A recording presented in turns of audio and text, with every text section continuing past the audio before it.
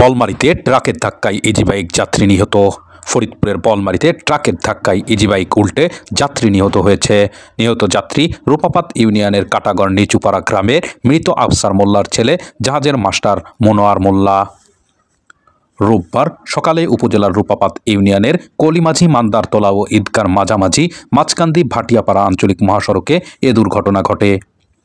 Rupapat union পরিষদের ১ নম্বর ওয়ার্ডের সদস্য মোহাম্মদ মঙ্গল খন্দকার বলেন, নিহত আনোয়ার জাহাজের একজন মাস্টার। তিনি একদিন আগে ছুটিতে বাড়ি আসেন। ছুটি শেষ করে খুলনা যাওয়ার সময় কলিমাঝি নামক স্থানে ট্রাকের ধাক্কায় ইজি বাইক উল্টে নিহত হয়। প্রত্যক্ষদর্শী ও স্থানীয় সূত্রে জানা যায়, উপজেলার সসলাল বাজার থেকে ইজি বাইক ভাটিয়াপাড়া যাওয়ার পথে কলিমাঝি এলাকায় আসলে অপর দিক থেকে আসা ট্রাকের ধাক্কায় ইজি বাইক খাদে উল্টে পড়ে। এ সময় ইজি বাইকে থাকা ৪ জন যাত্রীর মধ্যে মনোয়ার মোল্লা নামের যাত্রীর মাথায় আঘাত লাগে। তাকে উদ্ধার করে হাসপাতালে নেওয়ার পথে মারা যান। অপর ৩ জনের কোনো প্রকার ক্ষয়ক্ষতি হয়নি।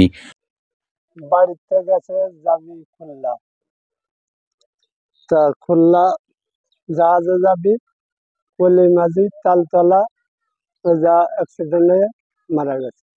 বলমারী থানার অফিসার ইনচার্জ মোহাম্মদ গোলাম রসুল বলেন, খবর পেয়ে ঘটনাস্থলে পুলিশ পাঠানো হয়েছে। ট্রাকের ধাক্কায় ইজি বাইক উল্টে একজন নিহত হয়েছে। ঘাতক ট্রাক পালিয়ে গিয়েছে। এ বিষয়ে কোনো প্রকার অভিযোগ না থাকায় লাশ পরিবারের কাছে হস্তান্তর করা হয়।